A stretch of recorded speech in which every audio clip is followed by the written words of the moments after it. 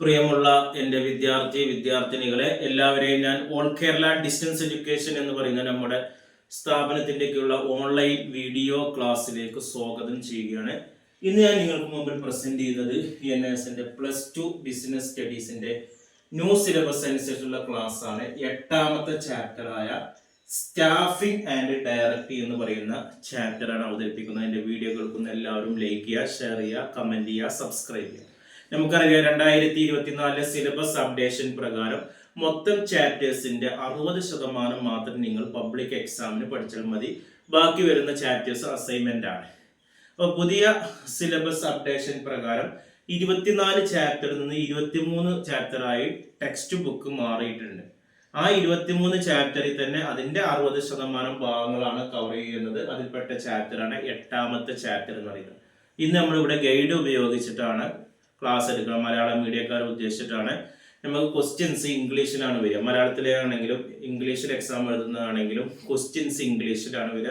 അതുകൊണ്ടാണ് ഞാൻ ബോർഡിൽ ക്വസ്റ്റ്യൻസ് ഇംഗ്ലീഷിൽ എഴുതി അതിന്റെ അർത്ഥം മലയാളത്തിൽ പറഞ്ഞ് ആൻസർ മലയാളത്തിൽ പറയുന്നത്. അതേ രീതി തന്നെയാണ് നമ്മൾ ഗൈഡിലും ഫോളോ ചെയ്യുന്നത്. 1-2 ചാപ്റ്റർ നിങ്ങൾ പ്രാക്ടീസ് ചെയ്യുമ്പോൾ നിങ്ങൾക്ക് അത് ഓട്ടോമാറ്റിക് ആയിട്ട് മനസ്സിലാവും.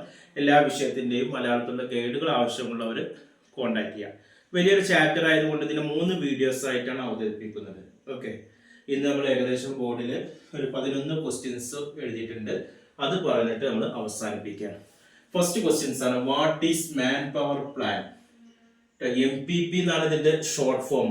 ചിലപ്പോൾ ക്വസ്റ്റ്യൻ പേപ്പറിൽ MPP എന്താണ് മാൻ പവർ പ്ലാനിങ് എന്ന് പറയുന്നത്? മാനവശേഷി, മാൻ പവർ എന്ന് പറഞ്ഞാൽ മാനവശേഷി ആസൂത്രണമാണ്. എന്താണ് മാനവശേഷി ആസൂത്രണം എന്നുള്ളത്? ഒരു സ്ഥാപനമാണെങ്കിൽ ആ സ്ഥാപനത്തിന് യോഗ്യതയുള്ള ജീവനക്കാർ എത്ര വേണമെന്ന് നിർണ്ണയിക്കുകയും അത്രയും ഉണ്ടെന്ന് ഉറപ്പുവരുത്തുന്ന രീതിയാണ് മാനവശേഷി ആസൂത്രണം. ഒരു സ്ഥാപനത്തിന് യോഗ്യരായിട്ടുള്ള എത്ര ആളുകൾ വേണമെന്നും അത്രയും ആളുകളെ ആ തസ്തികയിലേക്ക് നിയമിക്കുന്നതിനെയാണ് എന്ത് പറയുന്നത്? മാൻ പവർ പ്ലാനിങ് എന്ന പേരിൽ അറിയപ്പെടുന്നത്. രണ്ടാമത്തെ distinguish between job description and job specification. Job ഡിസ്ക്രിപ്ഷനും ജോബ് സ്പെസിഫിക്കേഷനും. ജോബ് ഡിസ്ക്രിപ്ഷൻ എന്ന് പറഞ്ഞാൽ വിവരണമാണ്, ജോലി വിവരണം. അതേപോലെ തന്നെ ജോബ് സ്പെസിഫിക്കേഷൻ, ജോലി തരംതിരിവും തമ്മിലുള്ള വ്യത്യാസമാണ്. ജോലി വിശകലനം എന്ന് പറഞ്ഞാൽ ജോലി വിവരണവും ജോലി തരംതിരിവും ഉൾക്കൊള്ളുന്നുണ്ട്. ജോലി വിശകലനത്തില് ജോലി വിവരണം എന്നത് ജീവനക്കാർ നിർവഹിക്കേണ്ട ജോലിയും വിവരണമാണ്. ഒരു ജോലിക്കാരന്റെ ചുമതലകള്, മേൽനോട്ടത്തിന്റെ രീതി, മറ്റു ജോലികളുമായുള്ള ബന്ധം, തൊഴിൽ സാഹചര്യങ്ങള്, അപകട സാധ്യതകള് എന്നിവയുള്ള വിശദ വിവരങ്ങൾ അടങ്ങിയിരിക്കും. ജോലി തരംതിരിവ് എന്നതിൽ ജോലി നിർവഹിക്കുന്ന വ്യക്തിക്ക് ആവശ്യമായതോ അഭിലഷണീയമായ വിദ്യാഭ്യാസം, സാമർത്ഥ്യം, മറ്റു കാര്യങ്ങൾ എന്നിവ ഉണ്ടായിരിക്കും. അപ്പൊ ജോലി വിവരണത്തിൽ വേണ്ടത് എന്താണ്? ജോലിക്കാരന്റെ ചുമതലകൾ, മേൽനോട്ട രീതി, മറ്റു ജോലികളുമായി ബന്ധം, ഇതൊക്കെയാണ്. അതാണ് ജോബ് ഡിസ്ക്രിപ്ഷനിൽ വരുന്നത്. ജോബ് സ്പെസിഫിക്കേഷനിൽ വരുന്നത് ജോലി നിർവഹിക്കുന്ന വ്യക്തിക്ക് ആവശ്യമായ വിദ്യാഭ്യാസം, സാമർത്ഥ്യം, മറ്റു കാര്യങ്ങൾ ഇതൊക്കെയാണ് വരുന്നത്. ഇനി മൂന്നാമത്തെ ചോദ്യമാണ്, define the term recruitment, explain different types. എന്താണ് റിക്രൂട്ട്മെന്റ്? വ്യത്യസ്ത തരം റിക്രൂട്ട്മെന്റ് ഏതൊക്കെയെന്നുള്ളതാണ്. റിക്രൂട്ട്മെന്റ് എന്ന സ്ഥാപനത്തിൽ ജീവനക്കാരായി ചേരാൻ സാധ്യതയുള്ളവരെ തേടുകയും ജോലിക്ക് അപേക്ഷിക്കാൻ പഠിപ്പിക്കലും അടങ്ങിയ പ്രക്രിയയാണ് റിക്രൂട്ട്മെന്റ്. റിക്രൂട്ട്മെന്റ് എന്ന് പറഞ്ഞാൽ സ്ഥാപനത്തിൽ ജീവനക്കാരായി ചേരാൻ സാധ്യതയുള്ളവരെ തേടലും ജോലിക്ക് അപേക്ഷിക്കാൻ പഠിപ്പിക്കലും ഒക്കെയാണ് എന്ത് വരുന്നത്? അങ്ങനെയുള്ള ഒരു പ്രക്രിയയാണ് റിക്രൂട്ട്മെന്റ്. സ്ഥാപനത്തിൽ ലഭിക്കുന്ന ജോലികൾ അല്ലെങ്കിൽ ഒഴിവുകൾ സംബന്ധിച്ച കാര്യങ്ങൾ പ്രസിദ്ധീകരിക്കുകയും അപേക്ഷകരാകാൻ സാധ്യതയുള്ളവരിൽ നിന്ന് അപേക്ഷകൾ സ്വീകരിക്കാൻ വേണ്ടി പ്രേരിപ്പിക്കുകയാണ്. അങ്ങനെ ഒരു പ്രക്രിയയാണ് എന്താ പറയുക റിക്രൂട്ട്മെന്റ് എന്ന് പറയുന്നത്. അതിന്റെ ഡിഫറെന്റ് ടൈപ്സ് ഏതൊക്കെയാണ് എന്നുള്ളതാണ് ചോദിക്കുന്നത്. Explain different types of recruitment ഏതൊക്കെയാണെന്നുള്ളതാണ്. അപ്പൊ റിക്രൂട്ട്മെന്റ് നമുക്ക് 2 രീതിയിൽ നമുക്ക് റിക്രൂട്ട്മെന്റിനെ തരംതിരിക്കാം എന്നുള്ളത്. ഇന്ത്യയുടെ റിക്രൂട്ട്മെന്റും 2 എക്സ്റ്റേണലാണ്. ഇന്ത്യയിൽ എന്ന് പറഞ്ഞ സ്ഥാപനത്തിന് അകത്ത് നടക്കുന്ന റിക്രൂട്ട്മെന്റ് ആണ്. സ്ഥാപനത്തിന് ആഭ്യന്തര റിക്രൂട്ട്മെന്റ് എന്ന് പറയുന്നത്. സ്ഥാപനത്തിൽ നിന്ന് തന്നെ ആളെ കണ്ടെത്തലാണ്. സ്ഥലം മാറ്റം, പ്രൊമോഷനാണ് ആഭ്യന്തര ഉറവിടം. അപ്പൊ സ്ഥാപനത്തിൽ നിലവിൽ വർക്ക് ചെയ്യുന്ന ആളുകൾ വേറെ പോസ്റ്റിലേക്ക് റിക്രൂട്ട് ചെയ്യാം, അല്ലെങ്കിൽ സ്ഥാപനത്തിലുള്ള താൽക്കാലികമായ ആളുകളെ സ്ഥിരമായിട്ട് ജോലിയിൽ റിക്രൂട്ട് ചെയ്യാം. അപ്പൊ അതിന് വേണ്ടത് പ്രചോദനം വേണം, വിശ്വസനീയമായ രീതി, പരിശീലനത്തിനൊരു ഉപകരണം കൊടുക്കണം. അവിടെ ജീവനക്കാരുടെ കുറവും കൂടുതലും പരിഹരിക്കുക, ചെലവ് കുറഞ്ഞ രീതിയാണ് ഇത്. എക്സ്റ്റേണൽ റിക്രൂട്ട്മെന്റ് എന്ന് പറഞ്ഞാൽ പുറമേ നിന്ന് ജീവനക്കാരെ കണ്ടെത്തുന്ന രീതിയാണ് എക്സ്റ്റേണൽ റിക്രൂട്ട്മെന്റ് എന്ന് പറയുന്നത്. അത് പരസ്യം വഴിയോ എംപ്ലോയ്മെന്റ് എക്സ്ചേഞ്ച് വഴിയോ വിദ്യാഭ്യാസ സ്ഥാപനങ്ങൾ വഴിയോ ഒക്കെ നമുക്ക് എന്ത് ചെയ്യാം, എക്സ്റ്റേണൽ റിക്രൂട്ട്മെന്റ് നടത്താൻ. നാലാമത്തെ ചോദ്യം, what is selection, explain different types. എന്താണ് സെലക്ഷൻ, അതിന്റെ വ്യത്യസ്ത തരം എന്നാണ്. റിക്രൂട്ട്മെന്റ് അവസാനിക്കുന്നിടത്ത് നിന്ന് സെലക്ഷൻ ആരംഭിക്കുന്നു. അപേക്ഷകരിൽ നിന്നുള്ള അപേക്ഷകളെല്ലാം ലഭിച്ചു കഴിയുന്നതാണ് സെലക്ഷൻ പ്രക്രിയ തുടങ്ങുന്നത്. സ്ഥാപനത്തിലെ ജോലിക്ക് അപേക്ഷകരെല്ലാം യോഗ്യരാകണമെന്നില്ല. അപ്പൊ യോഗ്യരാണെങ്കിൽ തന്നെ എല്ലാവരെയും എടുക്കാനും കഴിയില്ല. അതിനാൽ അപേക്ഷ സമർപ്പിച്ചവരിൽ നിന്ന് ആവശ്യമുള്ളത്തോളം പേരെ സെലക്ട് ചെയ്യുന്നു. അതിനാണ് സെലക്ഷൻ പ്രക്രിയ എന്ന് പറയുന്നത്. ഇനി അതിന്റെ വ്യത്യസ്ത തരം സ്റ്റെപ്സുകൾ ഏതൊക്കെയെന്നതാണ് നമുക്ക് അറിയേണ്ടത്. സെലക്ഷൻ പ്രക്രിയയിൽ വേണ്ടത് ഒന്നാമത് സ്ക്രീനിങ് ദി അപ്ലിക്കേഷൻ ആണ്. സെലക്ഷനിൽ ഒന്നാമത് നടന്നത് അപേക്ഷയുടെ സൂക്ഷ്മ പരിശോധനയാണ്. സെലക്ഷൻ പ്രക്രിയയിലെ ആദ്യ നടപടിയാണ് അപേക്ഷ സ്വീകരിക്കുന്നത്. അതിനുശേഷമാണ് സൂക്ഷ്മ പരിശോധനയും. കിട്ടുന്ന അപേക്ഷകളെല്ലാം പേഴ്സണൽ ഡിപ്പാർട്ട്മെന്റ് സൂക്ഷ്മ പരിശോധനയ്ക്ക് വിധേയമാക്കി യോഗ്യതയില്ലാത്തവരുടെ അപേക്ഷകൾ നീക്കം ചെയ്യും, യോഗ്യത ഉള്ളവരുടെ അവിടെ വെക്കുകയും ചെയ്യും. രണ്ടാമത്താണ് ഹോൾഡിംഗ് ടെസ്റ്റ്, പ്രാരംഭ ഇന്റർവ്യൂ എന്ന് പറയുന്നത്. അപേക്ഷകൻ കമ്പനി ഉദ്യോഗസ്ഥരുമായി ആദ്യമായി ഇടപെടുന്ന അവസരമാണിത്. ഈ ഇന്റർവ്യൂവിൽ ജയിക്കുന്നവർക്ക് ബാങ്ക് ആപ്ലിക്കേഷൻ ഫോം ലഭിക്കുന്നു. മൂന്നാണ് ബാങ്ക് ആപ്ലിക്കേഷൻ, ബ്ലാങ്ക് ആപ്ലിക്കേഷൻ എന്ന് പറയുന്നത്. പ്രാഥമിക ഇന്റർവ്യൂവിൽ പാസ്സാകുന്നവർ പൂരിപ്പിച്ച് നൽകേണ്ട ഫോമാണ് ബ്ലാങ്ക് ആപ്ലിക്കേഷൻ. നാലാമത് സെലക്ഷൻ ടെസ്റ്റാണ്. നിശ്ചിത ജോലി നിർവഹിക്കുന്നതിന് അപേക്ഷകനുള്ള വൈദഗ്ധ്യം, അപേക്ഷകന്റെ ഗുണങ്ങൾ, പ്രാപ്തി എന്നിവ മനസ്സിലാക്കാൻ സാധിക്കുന്ന വിധത്തിൽ രൂപം നൽകുന്നതാണ് സെലക്ഷൻ ടെസ്റ്റ്.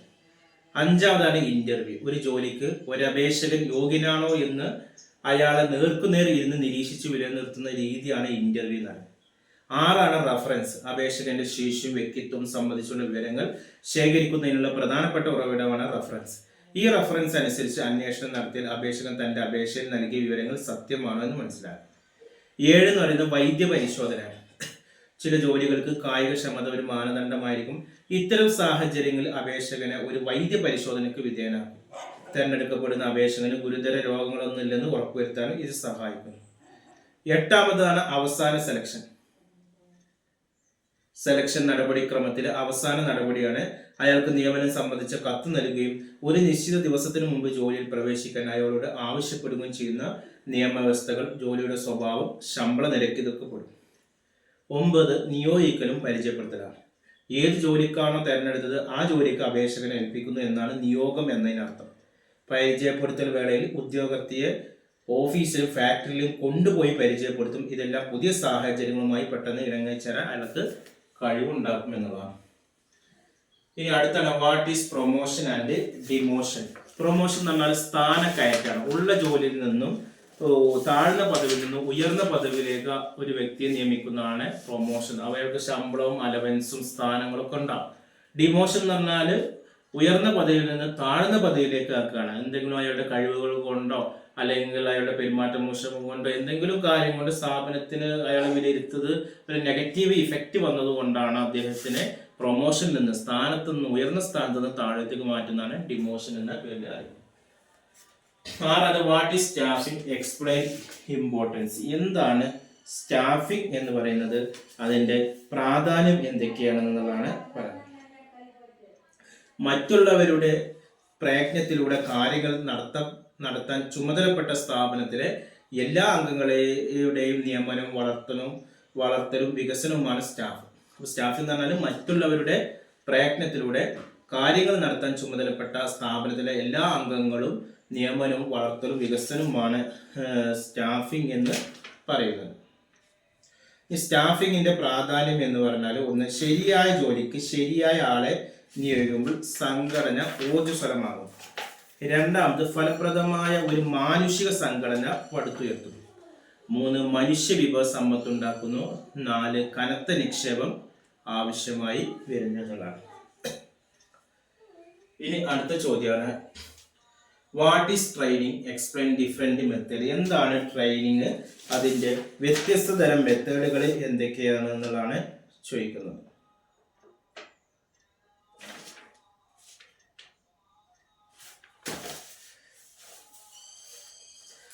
ട്രെയിനിങ് എന്ന് പറഞ്ഞാൽ മലയാളത്തിൽ പരിശീലനമാണ്.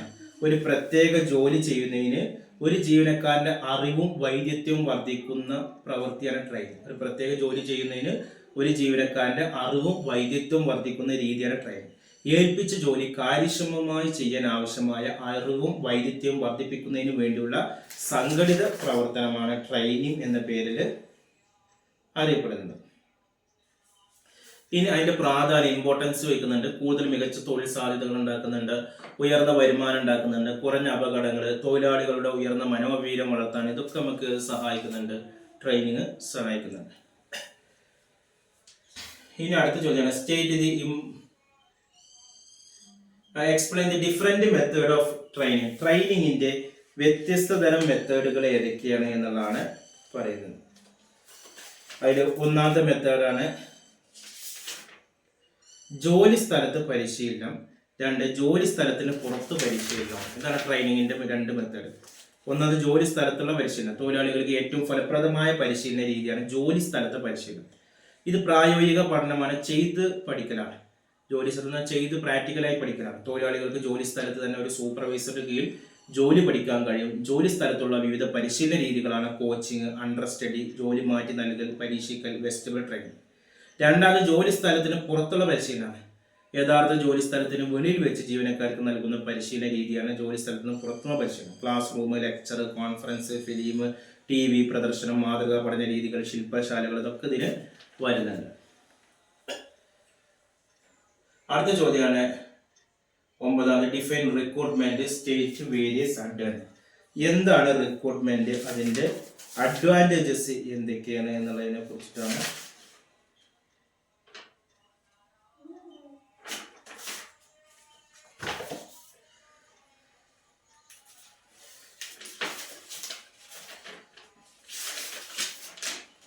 എന്തായിരിക്കും റിക്രൂട്ട്മെന്റ് എന്ന് പറഞ്ഞാൽ നമ്മൾ പറഞ്ഞ ഒരു ചോദ്യം തന്നെയാണ്.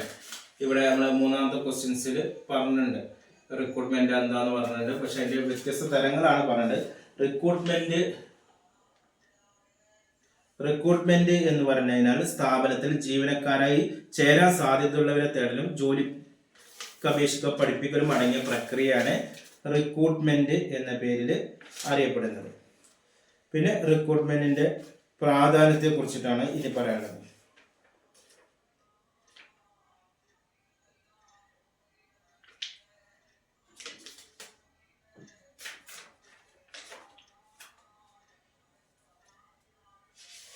ഈ റിക്രൂട്ട്മെന്റിന്റെ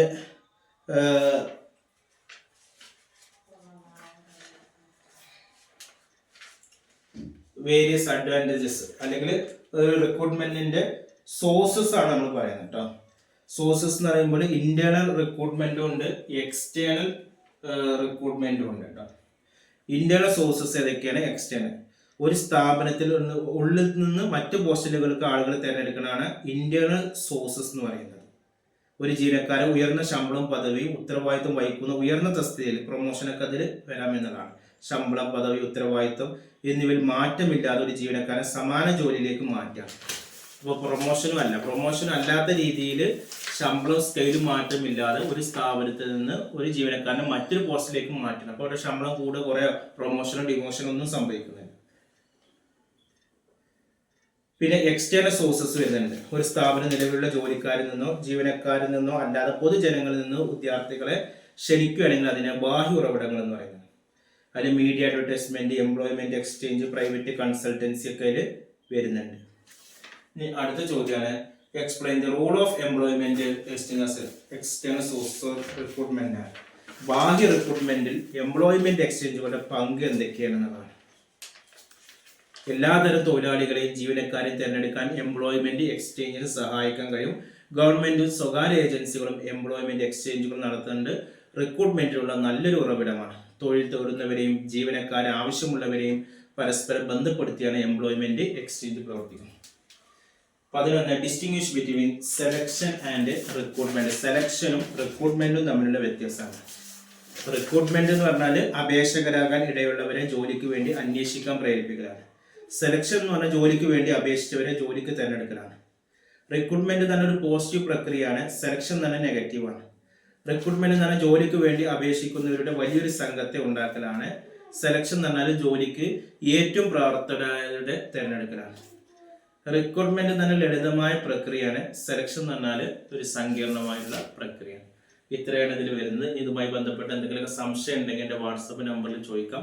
അതേപോലെ തന്നെ എല്ലാ വിഷയത്തിൻ്റെയും മലയാളത്തിലുള്ള ഗൈഡുകൾ ആവശ്യമുള്ളവരെ കോൺടാക്ട് ചെയ്യുക. അഡ്മിഷൻ സംബന്ധമായ കാര്യങ്ങൾ 1 മാസം കൊണ്ട്, 2 മാസം കൊണ്ട്, 3 മാസം കൊണ്ട്, 6 മാസം കൊണ്ട് SSLC +2 അഡ്മിഷൻ നമ്മൾ നടത്തുന്നുണ്ട്.